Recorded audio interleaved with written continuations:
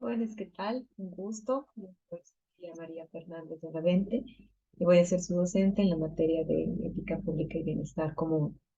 Comentarles un poco sobre mi experiencia y mi perfil para que ustedes sepan a qué me he dedicado todo este tiempo. Yo soy politóloga y economista de profesión, docente de la carrera de últimos años también, y me he especializado en temas relacionados al desarrollo humano, que tiene que ver, en resumen y básicamente, con la aplicación de políticas públicas enfocadas a la calidad de vida de los seres humanos.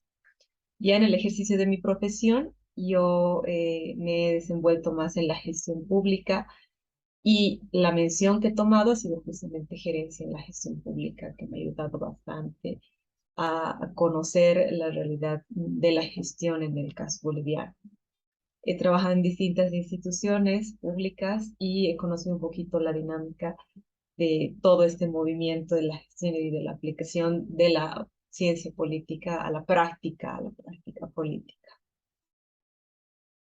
La forma en la que se ha pensado la materia de ética pública y bienestar común tiene que ver también con dar respuesta a un contexto complejo que es en el que nos encontramos, el que estamos viviendo. Como ustedes saben, están conscientes, son momentos muy tensos, no solamente a nivel Bolivia, sino a nivel Latinoamérica y a nivel mundial. Hay una fuerte crisis de valores y hay una realidad compleja que no termina de comprenderse, ¿no? Y somos justamente los politólogos los llamados a dar ciertas respuestas en este sentido. Y es por eso que se piensa en la materia de ética pública y bienestar común como fundamental y ser presentada desde el prefacultativo, es decir, que quienes están postulando a la carrera empiecen ya a reflexionar estos temas que pueden resultar bastante complejos también, ¿no? Pero como les digo, es parte de comprender la realidad propiamente.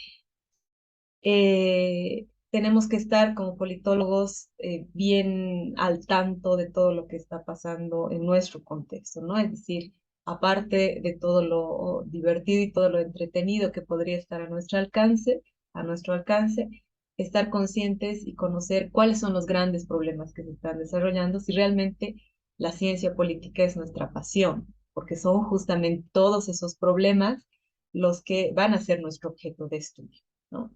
Y como politólogos nos vamos a ir enfrentando constantemente a todo tipo de dilemas éticos y eso tiene que ver con dilemas tanto en el proceso de enseñanza-aprendizaje, pero también dilemas en el ejercicio mismo de la profesión, ¿no?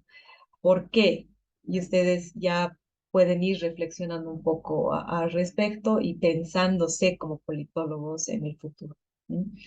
Nosotros los politólogos, o uno de nuestros ámbitos de acción es la formulación de políticas públicas. Y en las políticas, en la formulación de políticas públicas, hay sectores que ganan, hay sectores que pierden, sectores que ganan más que otros y hay sectores que pierden más que otros. Y nosotros somos protagonistas de ese proceso de decidir, de la toma de decisiones de políticas públicas y definir quiénes van a ser beneficiarios, a quiénes podría perjudicar y cómo lidiar con esa situación también, ¿no? Por eso es importante que tengamos como estos temas de ética y bien común, bien claramente definidos en en nuestra conciencia porque vamos a ser parte de ese proceso, ¿no? Y todos esos cambios que pueden darse como resultado de una política pública también las asumimos nosotros como responsabilidad. Otro ámbito de acción, y por ponerles algunos ejemplos, los que digamos nos desarrollamos mucho más, es el tema de apoyo de campañas políticas, ¿no?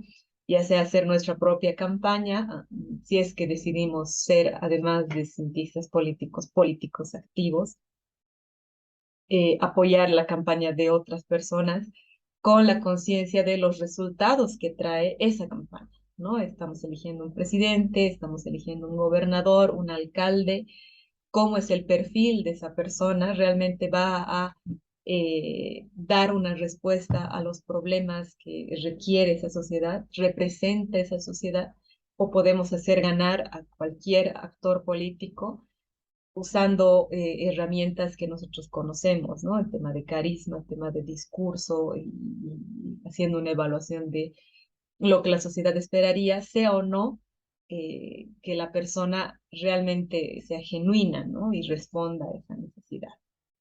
Ustedes saben que hay elecciones en Brasil, justamente, y los resultados se van a ver. Bien, voy a hacerles una breve introducción de todo lo que vamos a ver en esta materia estos meses para que ustedes tengan la mirada grande de los autores y de las perspectivas también que vamos a trabajar en cada uno de ellos, ¿no? Es importante resaltar que todos los autores que vamos a revisar son como los autores que han analizado y que han reflexionado la ética y el bien común, y hay otros adicionales con quienes también vamos a complementar, ¿no? Pero la base va a ser los autores que estamos viendo. Y otro tema es que hay como perspectivas diversas de cada uno de estos autores que nos van a hacer pensar la ética y el bienestar desde una mirada, desde otra mirada, desde una mirada más occidental, desde una más propia, con los contrastes que podrían haber. Y esa es parte del análisis y la dinámica que quiero que podamos también adquirir de reflexionar la realidad desde esas distintas miradas. Comparto mi pantalla para que podamos avanzar.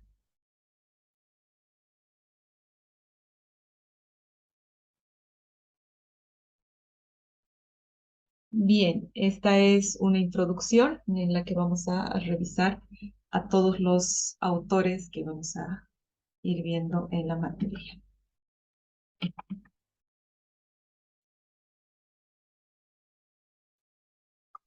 Quiero partir de esta primera parte para que ustedes entiendan cómo ha sido pensada la materia desde la política de admisión de la carrera, ¿no?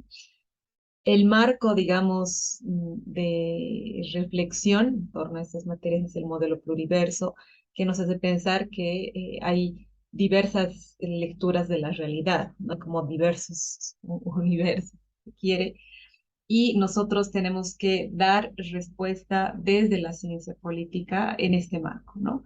En función de la eticidad y la articulación de los conocimientos científicos, de los conocimientos locales y de la pluridiversidad también desde la perspectiva de la interculturalidad. Es decir, leer el mundo desde nuestra realidad, pero leerlo también desde perspectivas externas para comprender justamente la complejidad de la realidad. La ética va a ser fundamental en este sentido porque nos permite pensar, si se quiere, desde los valores también, ¿no? La realidad desde los valores. Y es fundamental también reflexionar respecto del rol del conocimiento que se espera que esté al servicio también de la sociedad, ¿no? No solamente un conocimiento por sí mismo, o un conocimiento en la lógica competitiva, ¿no? De tener conocimiento, acumular conocimiento y ser mejor en ese sentido, sino que haya una vocación de servicio, que el politólogo tenga esa vocación de servicio como parte de los valores que hacen a su profesión, ¿no? Tiene que haber esta actitud ética permanente. En esta primera parte vamos a hablar de la ética pública, que es como el primer pilar de la materia. Y menciono como la primera parte porque se va a enlazar con una segunda parte que es el bien común y vamos a ver los relacionados que pueden estar estos dos componentes. Vamos a partir por ver a un clásico de la filosofía, un filósofo griego, nacido antes de Cristo, Aristóteles, un clásico, a quien lo vamos a revisar ampliamente, pero además vamos a leer, digamos, sus reflexiones desde la perspectiva de un filósofo español, que es José Ramón Ayllón, y en la lectura ustedes van a poder ver también esta reflexión. Es interesante cómo Aristóteles nos plantea ideas tan complejas y abstractas como la felicidad, por ejemplo, la perspectiva que la gente tiene de la felicidad, es decir, desde sus circunstancias, Y ahí podríamos sentirnos identificados con varios de los aspectos, ¿no? Porque él nos va a decir que muchas veces la felicidad se la concibe como algo que no tienes, como algo que quieres alcanzar y que obviamente varía respecto de un individuo a otro individuo, de una realidad a otra, de un tiempo a otro, ¿no? Es como un concepto muy complejo, muy abstracto y muy grande. El tema de la virtud y los hábitos y cómo es que a partir de la repetición también y de ser constantes se van conformando algunos valores, ¿no? Como parte misma de la virtud. La importancia del término medio, de no irse como a los extremos, sino siempre pensar cuál es la posición intermedia, que tiene que ver con la prudencia, que va a ser otro de los conceptos que nos va a ayudar a reflexionar, y ya entra mucho más en temas de política como la justicia y las leyes, ¿no? Y todo el debate que puede haber en torno a la justicia y las leyes desde la ciencia política. Y entra a otros temas mucho más complejos, como la libertad y la responsabilidad en el uso mismo de la libertad y temas que de repente tangencialmente tienen que ver también con la ciencia política, como la valentía y la generosidad. Esa primera lectura es introductoria, varios de estas ideas, de estos conceptos están desarrollados y es necesario que los veamos y los leamos en su contexto. Luego vamos a estudiar a Fernando Savater, que es un profesor de filosofía y es un escritor español.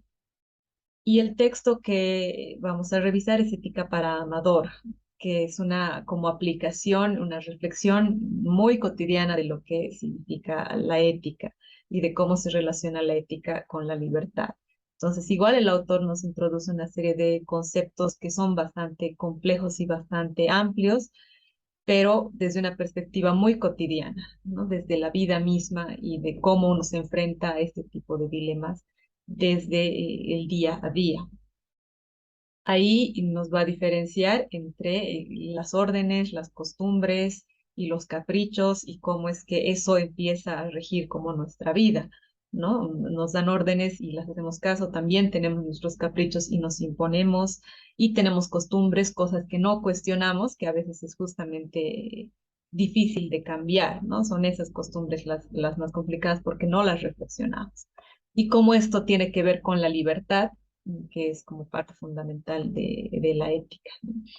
Nos reflexiona respecto de que al final puedes hacer lo que quieras, siempre que puedas asumir las consecuencias también de lo que estás haciendo, de las decisiones que estás tomando, ¿no? Y pensar en el otro, en la parte de su texto que nos habla de ponte en su lugar. Piensa cómo las otras personas ejercen su libertad y ejercen sus valores y viven su realidad desde su perspectiva. Luego, igual, este autor va a entrar en temas mucho más específicamente políticos de la ciencia. Nos va a hablar de las elecciones generales y de cómo nos enfrentamos a esas elecciones permanentemente, ¿no? Y igual del tema de las normas, de las leyes y de todo lo que tiene que ver con mm, restringir, si se quiere, un poco el comportamiento social. Tenemos que comprender que hasta ahora es como los clásicos, ¿no? Los clásicos de la ética. Y también vamos a reflexionar no solamente respecto a la ética pura, que es como el marco conceptual que nos va a dar pauta a aterrizar en la ética pública específicamente, ¿no? Es decir, cómo, qué tiene que ver la ética con la relación con otros, con otras personas, en el ejercicio mismo del poder, en la toma de decisiones y demás. Y en la tercera parte, y la última de esta primera revisión sobre ética, vamos a ver a Joseph Sterman, que nos cambia un poco la perspectiva y eso es bueno porque nos va a hablar de los principios de la sabiduría indígena. Si hay una paradoja interesante porque este autor es filósofo y es teólogo suizo, pero ha estudiado bastante la lógica andina en contraste con la lógica occidental, si se quiere, ¿no? En una perspectiva bastante contextualizada, vamos a ver fragmentos del texto Filosofía Andina, Sabiduría Indígena para un Nuevo Mundo, que es un libro relativamente reciente y muy interesante. Aquí el principal contraste que este autor nos hace es mostrarnos ciertos principios que de repente no están totalmente interiorizados en la cultura occidental, pero que hacen a la esencia misma de la forma de relacionarse de las culturas nuestras, ¿no? Específicamente la cultura andina. Y ahí vamos a ver principios como el de relacionalidad, el principio de correspondencia, principio de complementariedad también y el principio de reciprocidad. Eh, es importante esta lectura porque de repente nos vamos a sentir mucho más identificados con estos principios porque hacen a nuestra cultura, ¿no? Si es que estamos conectados con eso, esa visión de comunidad que mucho puede aportar a la ciencia política también, la idea de eh, la filosofía, digamos, en concordancia con la vida o respeto a la vida y el respeto al otro, ¿no? Que esto va a tener que ver con la reciprocidad y con la complementariedad también. Entonces vamos a revisar primero desde una perspectiva un poco más teórica cada uno de estos principios, pero ya en el desarrollo mismo vamos a ir viendo en detalle cómo el autor va a revisar cada uno de estos principios y nos va a contextualizar además, ¿no? En la propia cultura. Entonces son dos lecturas de la realidad, una desde Europa, si se quiere, y otra ya desde la lógica andina, ambas relacionadas en temas de principios, de valores y de la ética y de la ética pública en particular. Ya para la segunda parte, que en realidad es como sí, una segunda parte, pero totalmente relacionada a la primera, porque tiene que ver como con la aplicación, ¿no? La aplicación de esta primera parte es que vamos a ver otros autores de origen diverso, variado, que igual nos van a dar distintas perspectivas. Adela Cortina es la primera, es una filósofa española que escribe ampliamente sobre ética, pero en sociedades plurales, ¿no? Desde donde es posible pensar, digamos, o alcanzar niveles de justicia a pesar de la diversidad que puedan tener estas sociedades. Vamos a ver fragmentos del texto Ética y Política, una moral para la democracia, de la dimensión pública de las éticas aplicadas y de una propuesta de ética del desarrollo. Todos estos son textos amplios en realidad que sacamos como fragmentos de los aspectos que más nos tocan entender, queremos analizar, ¿no? Y básicamente lo que Adela Cortina, sobre lo que Adela Cortina reflexiona es cómo la ética puede ser aplicada para alcanzar este ideal de bienestar común, que a veces resulta bastante ambiguo, ¿no? De hecho, es como una discusión amplia respecto de cómo entendemos el bienestar común, cómo entendemos el bienestar general, cómo entendemos el vivir bien desde nuestra perspectiva, y puede haber mucho debate en torno a esto.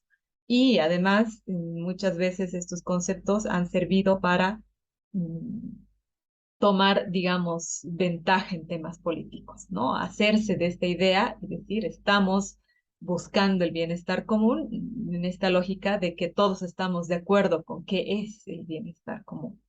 Adela Cortina va a reflexionar mucho sobre eso y va a decir, si bien existe ambigüedad respecto de este término y si bien como no hay un consenso en torno a todos los autores al respecto, podemos tener como mínimos, ¿no? Mínimos acuerdos respecto de estos temas. Y la ética nos puede ayudar a reflexionar. Ella hace muchas conferencias, además tiene videos muy didácticos, muy cortos que igual les voy a compartir para que ustedes puedan reflexionar estos, ¿no? Desde los principios éticos, cómo pensamos en el acceso a ciertos bienes, por ejemplo, y cómo tiene que ver eso con el bienestar común, cómo la política y los políticos tendrían que buscar los mecanismos para que grupos sociales accedan a estos bienes y por qué eso está bien y por qué lo contrario está mal, por qué hay una discusión en torno a temas de la discriminación, por ejemplo, ¿no? Y el acceso a la restricción a ciertos grupos vulnerables a estos temas. ¿Cuál es el rol de ciertos actores estratégicos, agentes sociales que impulsan, si se quiere, este tipo de cambios? ¿no? El rol de las instituciones, que va a ser fundamental, y cómo es que las instituciones logran que hayan estos cambios y que se mantengan además estos cambios en el tiempo, ¿no? Y cómo podemos pensar como un modelo de desarrollo. En todos estos textos, que son textos largos, pero hay extractos que ustedes van a revisar, es que la autora desarrolla mucho en torno a esto, ¿no? Y tiene una posición muy firme, además, respecto de la relación que existe entre la ética y el bienestar. Posteriormente vamos a ver a Amartya Sen, que es un economista hindú, que tiene otra perspectiva desde la economía, ¿no? Y es premio Nobel además en Ciencias Económicas de 98, y nos va a plantear un análisis sobre la libertad y el desarrollo, la libertad como un componente de la ética y cómo tiene que ver o qué tiene que ver con el desarrollo, ¿no? Es decir, pensar la libertad desde esta perspectiva. Como es una introducción al pensamiento de este autor, vamos a ver algunas de sus vivencias que han hecho, en realidad han configurado su pensamiento desde su juventud, ¿no? Momentos críticos, si se quiere, en su juventud, en su adolescencia, en su juventud, que le han hecho pensar en las grandes diferencias que existen entre ciertos grupos, unos grupos respecto de otros, unos individuos respecto de otros, y cómo las desigualdades, que en algún momento no parecen tan grandes, acceso a un buen kinder, ¿no? Acceso a una buena educación primaria, al principio pueden terminar con el tiempo abriendo brechas mucho más grandes. Y él nos plantea una teoría respecto de las capacidades y los funcionamientos, ¿no? Es decir, que si queremos lograr desarrollo de los seres humanos, tenemos que darles la posibilidad de que ellos elijan el tipo de vida que quieren tener, no imponerles un estilo de vida, sino que tengan la posibilidad de elegir, ¿no? Un ejemplo muy concreto que el autor pone es: una bicicleta tiene que estar a disposición de todos. No todos van a querer usarla, no todos van a aprender a manejarla, van a querer aprender a manejarla, pero si la bicicleta está ahí, estás ampliando las capacidades, ¿no? Y los funcionamientos de todos los actores de la sociedad. Ya ellos decidirán si quieren o no quieren tomar la bicicleta. No se trata de imponer, ¿no? Que todos usen la bicicleta, pero que esté a disposición de quienes quieren. Y los gobiernos tendrían que enfocarse en esto, ¿no? Y eso también tiene que ver con la ética, porque estamos enfocando el bienestar común, ¿sí? Cómo logramos el bienestar general, el bienestar de la gente, que puede ser esa idea abstracta que cada individuo tenga, pero son las políticas públicas las que tienen que dar la posibilidad de aterrizar esta idea de bienestar general. Nos va a hablar de la relación con la democracia y la libertad, con las hambrunas y la democracia también, cómo desde una perspectiva económica se ha restringido, si se quiere, este concepto complejo de acceso a posibilidades solamente al tema económico, cómo los medios son fundamentales, es decir, el proceso, ¿no? Y ahí entra temas de salud, de educación, de acceso a ingresos y demás, y qué tiene que ver esto con la pobreza y el desarrollo. Es importante también, una vez más, vamos a empezar a ver algunos conceptos que ustedes los van a desarrollar ampliamente ya en la carrera, el tema de la institucionalidad, la desigualdad, el desarrollo y la idea de compromiso social también, ¿no? Que tiene que ver con cómo los tomadores de decisiones tienen que estar comprometidos con objetivos nacionales y no solamente con objetivos personales, ¿no? Individuales o de ciertos grupos. Y después de esta revisión, ya hemos visto una filósofa española, hemos visto un economista hindú, ya vamos a empezar a reflexionar el bienestar común desde nuestra lectura, la boliviana, ¿no? Y para eso vamos a ver a Rafael Bautista y a Javier Medina. Es Rafael Bautista, que es un escritor, que escribe poesía también boliviano, y Javier Medina, que es un cientista social boliviano, que reflexionan mucho sobre el vivir bien. Nos van a dar una perspectiva al respecto, ¿no? Es bien crítica su postura y eso es lo interesante, porque podemos o no estar de acuerdo con esta lectura y es parte de la formación que tenemos que tener como politólogos, estar o no estar de acuerdo con algo y ser críticos también a todo lo que se nos plantea, Es decir, desarrollar, si se quiere, permanentemente nuestro pensamiento crítico y tomar posición. No estoy de acuerdo con este autor, no estoy de acuerdo con este autor, me convence, no me convence, me parece que es muy radical, me parece que es muy light, no sé, pero lo reflexiono, lo pienso y me acerco a él o no. Y esa es la gran ventaja de esos dos autores bolivianos que van a reflexionar mucho en torno a esto, ¿no? Y nos van a dar muchas pautas de qué es el vivir bien y cómo hay como un significado de el vivir bien. En una primera parte, Rafael Bautista hace el contraste, ¿no? Una crítica al modelo capitalista, una crítica a esta lógica que va en contra de la vida, dice desde su perspectiva, y en contra del sujeto colectivo de la comunidad, enfocándose en el individualismo, en el individuo y en la competencia y el uso de los recursos siempre a merced, si se quiere, de la individualidad de los seres humanos. En contraste con la comunidad, el sentido comunitario, la apuesta por la vida también, y el choque, si se quiere, que hay, ¿no? Entre estas dos perspectivas.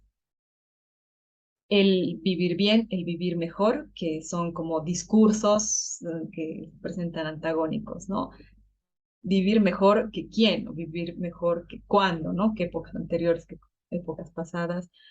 O qué significa mejor, ¿no? ¿Cuál es la reflexión en torno a mejor? Y el vivir bien, que tiene que ver con que todos vivan bien.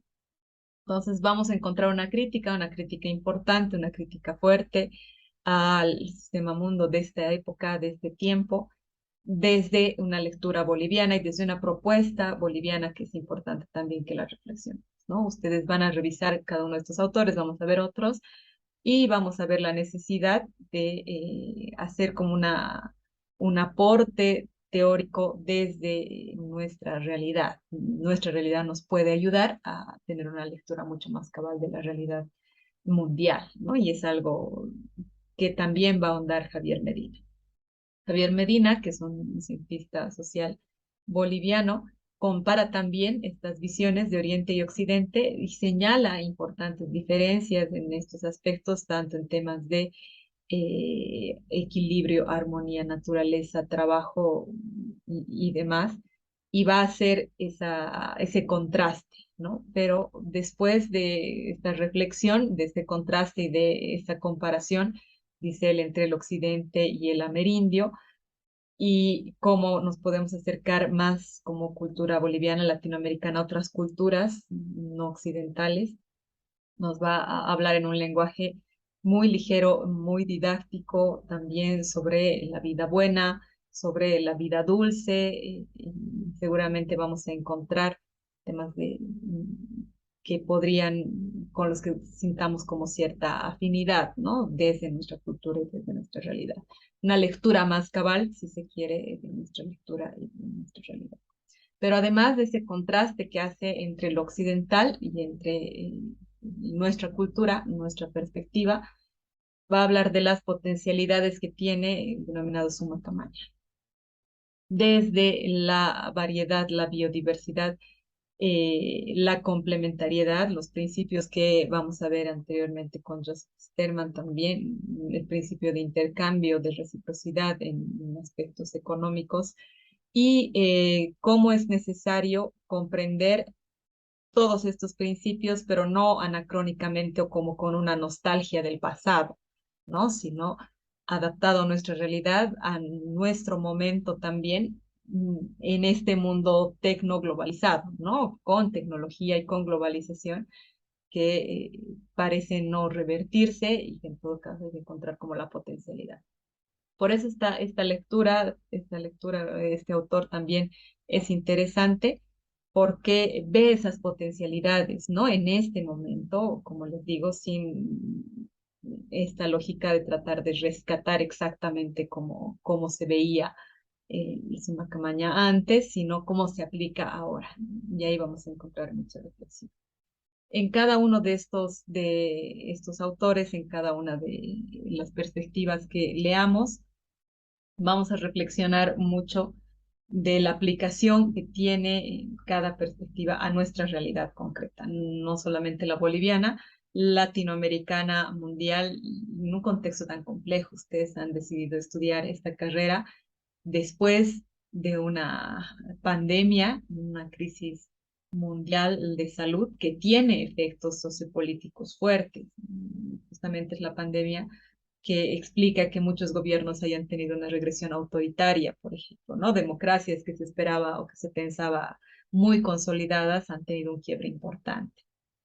Han decidido estudiar también ciencia política después de un momento de crisis política fuerte en el país, después del 2019, que ha habido un quiebre institucional importante y que estamos en medio de una sociedad que tiene posturas radicales en los dos extremos, ¿no? Ustedes están tomando la decisión de estudiar una carrera que tiene como la obligación de ver todos estos fenómenos, no solamente verlos, ¿no? Sino estudiarlos en profundidad, comprenderlos, explicarlos y resolverlos. Todas estas perspectivas, así de variadas, tendrían que ayudarnos a comprender mejor qué tiene que ver la ética y el bienestar con la ciencia política y por qué es importante que la pensemos desde un principio.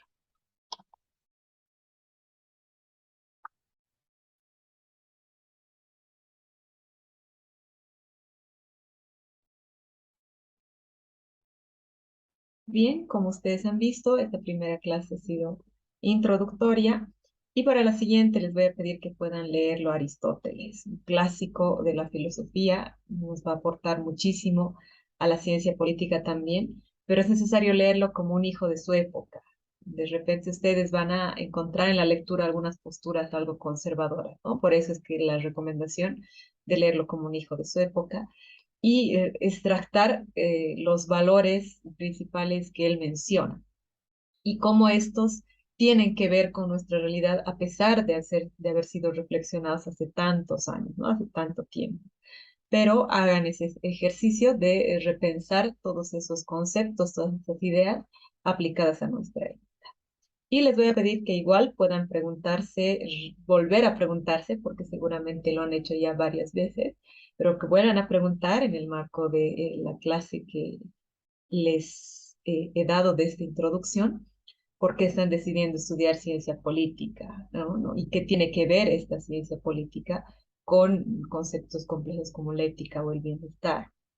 Si están de acuerdo además en que sí van a enfrentar una serie de dilemas éticos, no solamente durante la carrera, sino en el propio ejercicio de su profesión, y si es que creen que esa materia va a contribuir a su formación en ese sentido. Sí, no, y por qué consideran eso. Sí, reflexionemos en torno a estas preguntas para que podamos hacer la clase más reflexiva que teórica, ¿no? Que es la idea. Yo les agradezco mucho por su atención y nos vemos la siguiente clase. Un saludo. Bien, como ustedes han visto, esta primera clase ha sido introductoria y para la siguiente les voy a pedir que puedan leerlo a Aristóteles, un clásico de la filosofía, nos va a aportar muchísimo a la ciencia política también, pero es necesario leerlo como un hijo de su época. De repente ustedes van a encontrar en la lectura algunas posturas algo conservadoras, ¿no? Por eso es que la recomendación de leerlo como un hijo de su época y extractar los valores principales que él menciona y cómo estos tienen que ver con nuestra realidad a pesar de haber sido reflexionados hace tantos años, ¿no? Hace tanto tiempo. Pero hagan ese ejercicio de repensar todos esos conceptos, todas esas ideas aplicadas a nuestra vida.